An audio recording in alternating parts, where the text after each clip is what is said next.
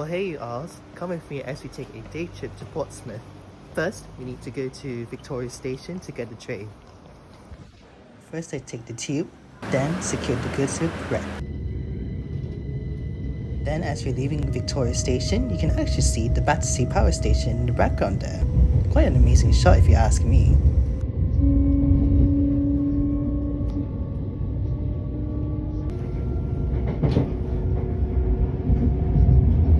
Normally at this point of the journey, I would just sit and stare at the views. And then you see Gatwick Airport here in the background. The next station is A typical cloudy day. And we have arrived at Portsmouth. First call of the day is the Spinnaker Tower. Now you can see here, you can see the Isle of Wight all the way over there. And check out these amazing views of the Portsmouth Harbour.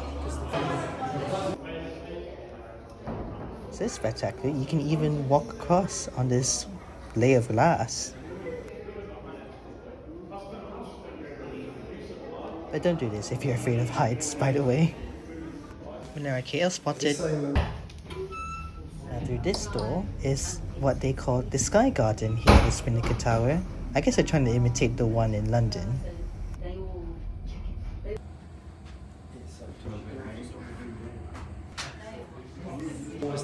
After visiting the Spinnaker Tower, we went to this pub called the Ship Anson and had some fish and chips. It's quite good. After that, we headed to the Portsmouth Historic Dockyard. This is the HMS Warrior.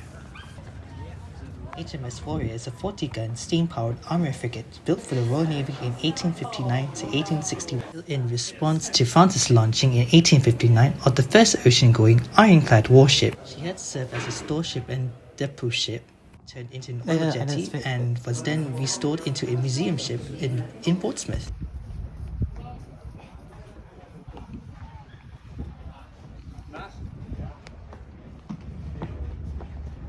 Next, there was a boat tour of the Portsmouth Harbour.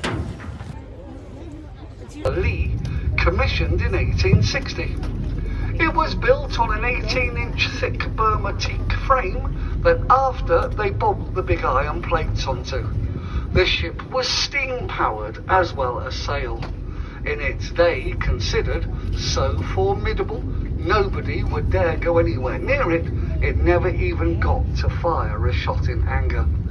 It was the pride of Queen Victoria's fleet, and CCTV, it's a primary casualty receiving ship, a 100-bed medical complex with its own emergency department and 2 state-of-the-art operating theatres. Now apparently, if they can get the wounded soldiers on board these ships within 1 hour, they call it the golden hour, your chance of living is quite good, no matter how badly injured you are.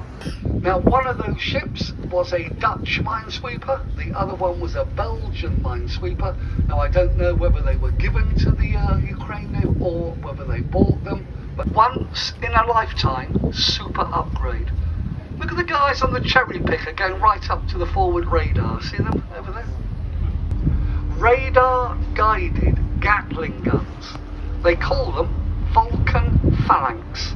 They fire 53 bullets per second through the barrels to shoot down incoming missile or ship number 4. And she's about 18 months in. Now she's got her new engines. Have a look on the side of the ship, guys. A red square, look. Well, these ships had to have an extra generator. Well, there was nowhere for the generator to go. It wasn't designed for one. So they had to cut open the whole side of the ship, put the generator in there, weld the ship back up. It's absolutely amazing. Warship Tyne. Now, the day before yesterday, her sister ship, the Seven, was here. They've swapped. There is 3 of them, Seven, Tyne and Mersey.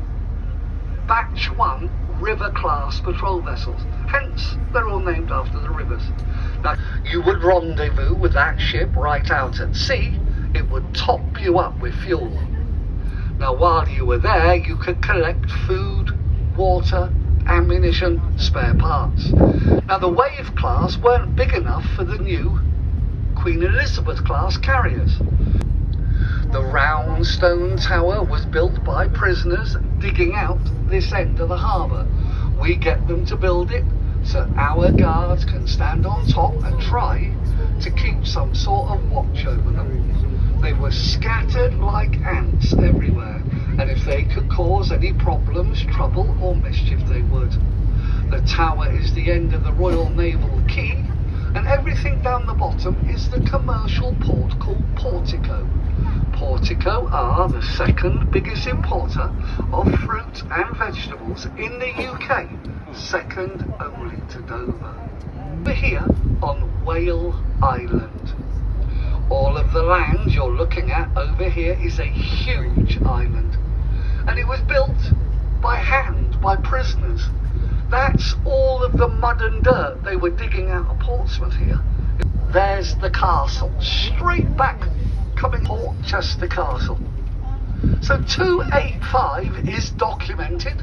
That's when Portsmouth Harbour had first of all become a naval base then. Roman ships defending Portsmouth first. Now remember, this is how deep all of Portsmouth was in the olden days. You couldn't sail the big ships into Portsmouth. They were all left outside at the deep water anchorages of Spithead, and you rowed in and out to your ship. Starting with the Victorians, remember, they dredged the harbour over and over. You see two grey ships, one behind the other. They're frigates. The first one is the Northumberland, the second one, the Montrose. Duke class Type 23 frigates. They were submarine hunters. I say were because they've had their day. Both of them have been taken out of service and decommissioned. They have been stripped of everything that can be used elsewhere and sold to the scrapyard in Turkey. It's Rat Island. And for a short time over there they would dump the bodies of the prisoners who had died digging out the harbour up onto it until it was totally overrun with black rats eating the corpses. The local people were terrified. They fear the return of the plague and commissioned the Navy to clean up the island. 25-year-long restoration project. Can you give the policeman a wave here, please, guys? Give them a good wave. They're all stuck on duty today. Thank you. They like it. They're launched in 1765 at Chatham, back in the old times, a first-rate ship. So, one of the best fighting ships available. You needed to cut down 100 acres of your best forest just to build that. Tankers loaded with the NATO fuel tie-up.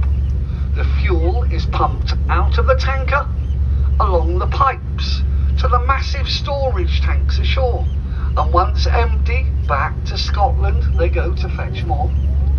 On the other side there is Gosport Marina, home to millions of pounds worth of small leisure and pleasure craft. Yeah, we highly recommend doing the boat tour if you have the time when you're in Portsmouth. We also visited the other parts of the Historic Dockyard. Next up was the Mary Rose, which was built in 1510 to 1511 at the start of Henry VIII's reign, and was one of his favourite ships for 34 years until it sank in 1545. Now King Henry was credited as the founding father of the Royal Navy and established an impressive fleet with many vessels being built in this historic dockyard in Portsmouth. And this, folks, marks the end of my day trip to Portsmouth. Thank you all for watching. Don't forget to like and subscribe to Email on the Radar for more videos like this. I'll see you in the next video. Bye for now.